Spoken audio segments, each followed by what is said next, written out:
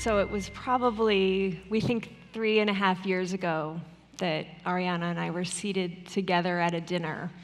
And I said, okay, if you're getting enough sleep, then I ought to be able to. How in the world are you doing that? And you took me under your wing as my sleep coach and have been checking in with me ever since. And that, to me, that story kind of epitomizes your commitment and your impact, one person at a time and the whole world at a time. And it's really beautiful, so thank you for your commitment. I was so happy when we connected, and we had that sort of kindred soul connection. Mm-hmm. And then I saw in Karen, an incredibly accomplished executive, the problem that so many of us are facing, where we feel we are handling so much at home and at work, and something has to give, and what tends to give is our sleep. And having spent a lot of time doing that myself until I collapsed from exhaustion and sleep deprivation, I knew it doesn't have to be that way. So I'm so happy that Karen now sleeps well. Yes. We are all a work in progress, right? It's important to say nobody's doing it perfectly. No. But it's just at least knowing what the goal is. Absolutely. It's all a process. So I actually want to start really tied to Soren's introduction to you, which is your move to Thrive Global. Because if looking at your career, you've made some significant jumps. And here you were leading Huffington Post, and then you took a really big leap and jump, and at some level a risk, to follow your passion and to Thrive Global. And I'm curious about that move, what drove you to make it, and what that's been like for you. So it was actually a really tough decision, because if you had asked me at any point during my 13 years building and running the Huffington Post, if I was going to do anything else, I would say categorically no. I thought HuffPost was like my third child. I have 2 daughters and HuffPost, and I would never leave it. Mm-hmm. And then, after I wrote Thrive and the sleep revolution, these issues became more and more important, because the impulse behind HuffPost in some ways is how do we alleviate suffering, mm-hmm. politically, socially. And I saw that there was an enormous amount of suffering which was simply based on this delusion that we have to be always on in order to succeed. So it was something that if we could change that belief and give people some micro steps of behavior change, we could actually alleviate an enormous amount of suffering. Mm-hmm. And so I really wanted to be able to do that 100%. And so it was a few kind of agonizing months. First, I thought I would do it with 20% of my time, but I'm a bit of a 100%er. It was hard to do it with 20%. And I remember calling Sheryl Sandberg for advice, and she said to me, close your eyes, take a deep breath, and jump. And that's exactly what I did. There wasn't like a rational moment. It had to be a jump. It had to be an irrational jump away from a very successful company with 850 employees in 12 countries to a startup. Mm-hmm. But you know when you made the right decision when you don't look back, when it's been just wonderful building something new, working with corporations, bringing these messages, and making companies as well as individuals realize that there's no trade-off. Yeah. That it's not like you take care of yourself or you're productive. On the contrary, the more we take care of ourselves, the more productive we are.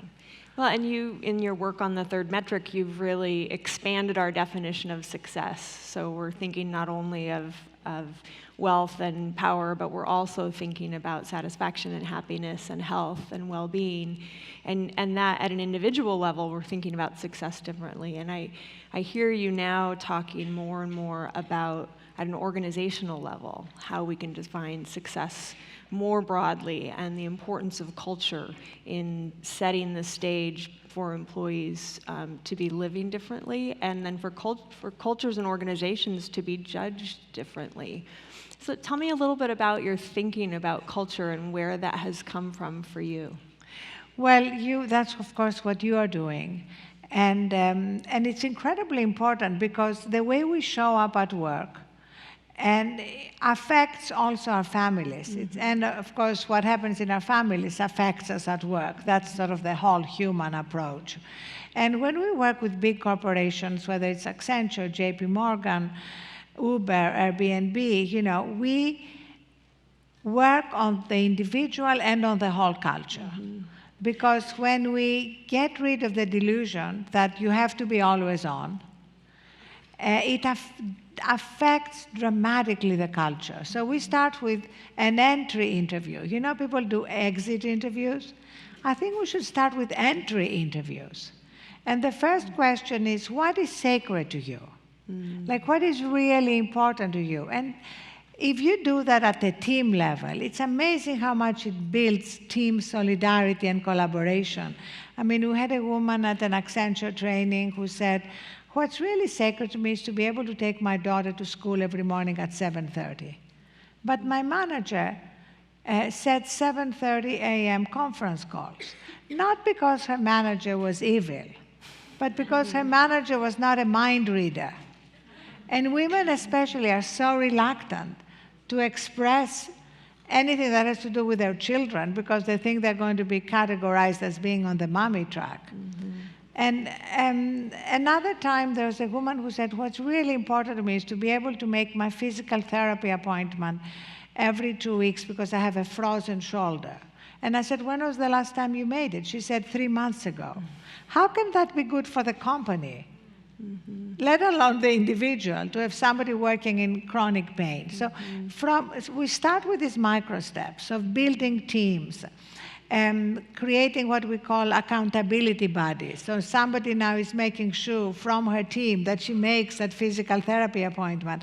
And that actually creates a team that works so much better together when it comes to the projects at work. You're bringing the whole person into the team. Exactly. So I'll come back to culture, but let me ask you, if we were doing an entry interview with you and said, what is sacred to you?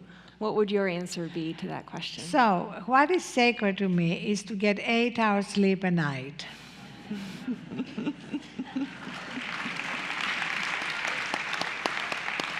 It's the keystone habit I changed. And for those of you who don't know, the latest science is conclusive. Unless you have a genetic mutation. If you have a genetic mutation, and some of you here do, you may be able to do great on 3 or 4 hours. But the rest of us, the vast majority of us, need 7 to 9 hours. Where you are in that spectrum is individual. I'm an 8-hour girl. When I get 8 hours, it's like, bring it on. Whatever life brings me, I can handle. So on the media platform of Thrive Global, we bring together the latest science and also new role models, people in the arena who are practicing mindfulness, who are practicing getting enough sleep, because I believe human beings learn through a combination of data and stories. So, for example, we had Jeff Bezos write a piece which went crazy viral, and the title was, Why Am I Getting 8 Hours Sleep is Good for Amazon Shareholders. And it was a really powerful piece because he did the analysis of his cognitive performance. And he said, I'm really judged by my decision making. When I get 6 hours sleep, my decision making, he said, is 5 to 20% less good. So what's more important, making more decisions or making better decisions? And Eric Schmidt, the chairman of your company, wrote a piece 10 days ago about why getting 8 hours sleep is important to him. So, we used to have CEOs competing with each other about how little sleep they get. Now we're changing the culture. We want them competing with each other about the fact that they are prioritizing their well-being because they are smart enough to know this makes them more effective.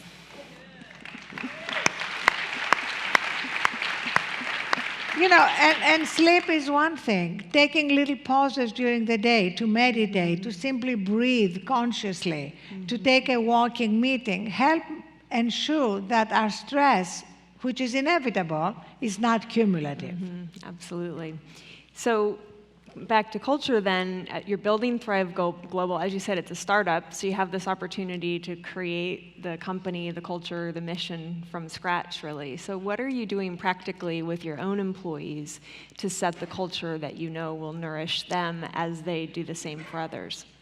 So it's kind of so interesting, Karen, because it shows to me how deeply embedded some of these beliefs are. That our head of corporate sales sent an email after we shipped the product that we're working on to SAP. So as you see, Thrive Global is two parts. It's our work with corporations, and it's our work directly with consumers through our media platform. So he sent an email congratulating everyone for shipping the product, which is a behavior change product, on time, and particularly singled out an engineer for pulling an all-nighter. And I said, we are in the business of promoting thriving, but even within our own corporation, he came from Google, sorry, Karen. It's kind of, you want to congratulate somebody, which is fine. I'm not saying you'll never pull an all-nighter. The question is what happens after. So at Thrive, we say if you've pulled an all-nighter, take as much Thrive time as you need to refuel. Mm-hmm. So the key is not that we're going to start working 9 to 5 only. If you have a deadline, you may need to go the extra mile. The question is, do you then take the next day to recharge? Or do you allow it to become a cumulative problem? And in my work at Uber, you may have heard Uber had a few crises in the last 6 months. And I was the only woman on the board when they started. Mm-hmm. So one of the things we changed is these cultural values, which we included. Uber had a cultural value that included being always on. And another one which said working smarter, harder, longer. We took out longer, because longer and smarter don't go together. So these simple changes in cultural values affect the way the entire company works. Mm-hmm. Well, let's talk a little bit about that.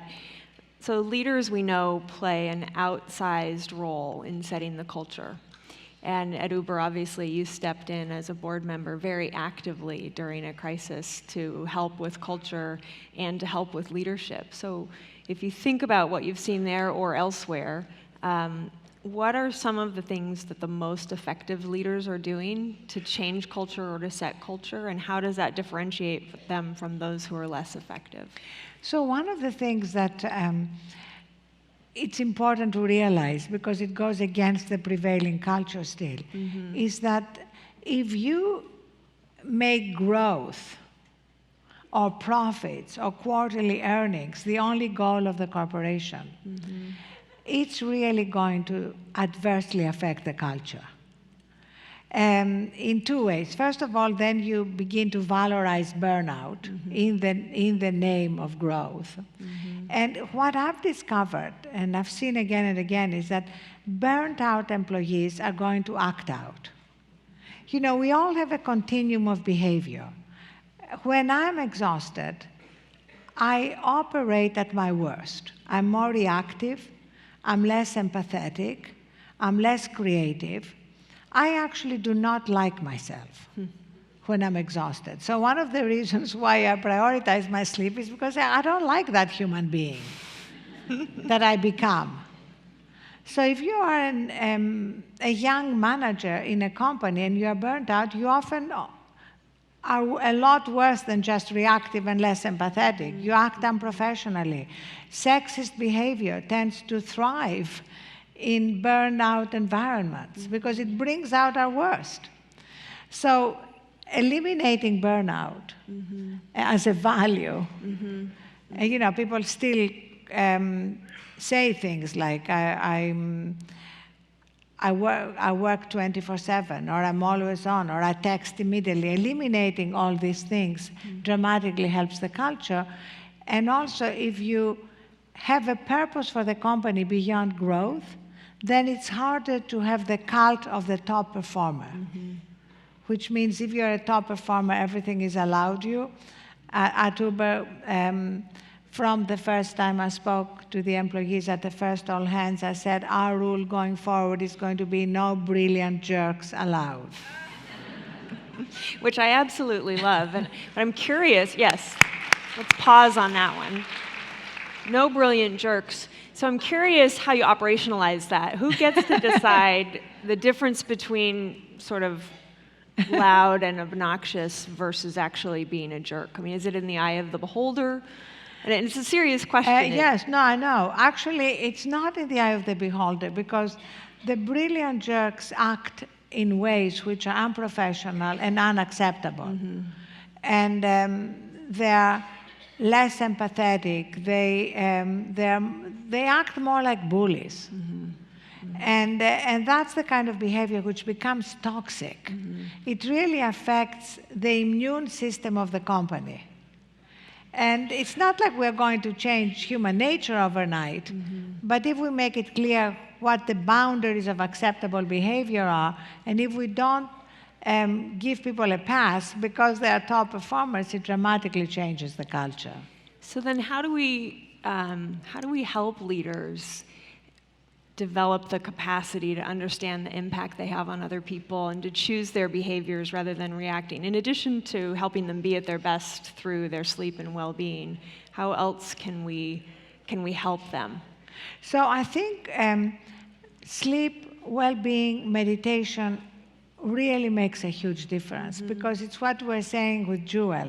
It's like it gives leaders breadcrumbs to get back mm-hmm. to their own center, to get back to the place from which they can be most creative and most empathetic. And Jeff Weiner talks about compassionate management. Mm-hmm. And it's very hard to manage compassionately as well as to be a true visionary if you're disconnected from yourself. Mm-hmm.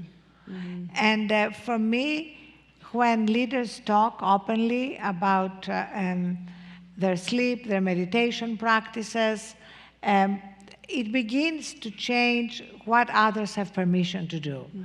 At JP Morgan, for example, we did a 28-day challenge to all their over 200,000 employees, mm-hmm. which was launched by the C-suite to work on one of four things: to improve their sleep, their mindfulness, gratitude, or disconnecting from technology. Now imagine a major bank asking their employees to improve their sleep. Mm. It's something very new, mm-hmm. but because it started from the C-suite, from the CMO and the CEO of the private bank, et cetera, it really affected how employees accepted it, and we had 64% participation. And then once you give people a taste of how they can do their lives differently, it becomes like a magnet mm-hmm. That draws you, because you see how much more effective and productive you are. And one thing, Karen, that we don't talk enough about is how much more joyful. Mm. You know, so often we forget about the importance of joy in our lives. And I know that when I'm burnt out and running on empty, it's very hard to be grateful and joyful about all the good things in my life. You tend to focus more on all the things that are not working, and every life is a mixture. Mm-hmm. Mm-hmm. Absolutely. So that's so let's talk a little bit about gratitude then, because that seems like a key pillar underneath happiness. And do you have a gratitude practice? Something yes, that you do? I have a gratitude practice with my youngest daughter, actually. Mm-hmm. If we are together, we share 3 things we are grateful for during the day, right before we go to sleep. If we're not, we text it. Just, you know, as you probably heard if you were here for the conversation with Jewel, for me, putting my phone away in this little phone bed is the sort of ritual mm-hmm. that ends my day. And I try to do it half an hour before I'm going to turn off the light, to give myself and my brain some time to slow down. Mm-hmm. So the last thing I do before I put my phone away is text my daughter 3 things I'm grateful for, and she texts me 3 things she's grateful for. And then I put my phone away, because the truth is that I'm sure everybody here never has a real end to their day. Right? It's like we have to declare an arbitrary end to the day. And I actually recorded a parody of Good Night Moon, Good Night Smartphone, which you can download from Audible for free. And it's just like putting away the phone with everything that it represents and it carries from the day. And we are actually launching an app with Samsung that turns your smartphone into a dumb phone for specified periods of time, and you can't override it. Anybody here who has Samsung phones? Great. If you email me, we'd love you to be part of our beta. We are launching the beta on October 19th at the Samsung Global Developer Conference. And my email is ah@thriveglobal.com. Let me know, and we'd love to get your feedback and improve it before we launch it to the public in December. And that's like another way to bring sacred space back into our lives more easily. You know, if you're having a meal with your family, it is just not acceptable to have your phone there. But we're all a little addicted. And so it makes it easier if we can put our phone in what we call thrive mode. And what I love is it's bidirectional. So if Karen texts me while I'm in thrive mode because I'm having a meal with my daughter, she would get a text back saying Arianna is in thrive mode until 9:30. And then it begins to change the culture. If Karen hadn't heard about that, she could think, hey, you know, what's Arianna up to? What's this thrive mode? Let me check it out. So that's how you spread it. And it's like a positive virus. And we need a lot of positive viruses to counterbalance all the negative viruses, right? That's beautiful. Thank you. Anything else that you want to leave our friends here with today, Arianna, before we Yes, finish up? I just want to say that I'm grateful about my relationship with you, Karen. You know, we don't see each other enough, but I feel such a closeness, and you're so special here. I get goosebumps whenever I say something that's very meaningful to me, and I'm very grateful to all of you for being part of this amazing cultural journey. You're really helping change the world, and I want to repeat how much I would love you to write about your journey and share it, because by sharing it, you are helping people you may never meet. And that's what we need to do right now, to be culture carriers. Thank you so much.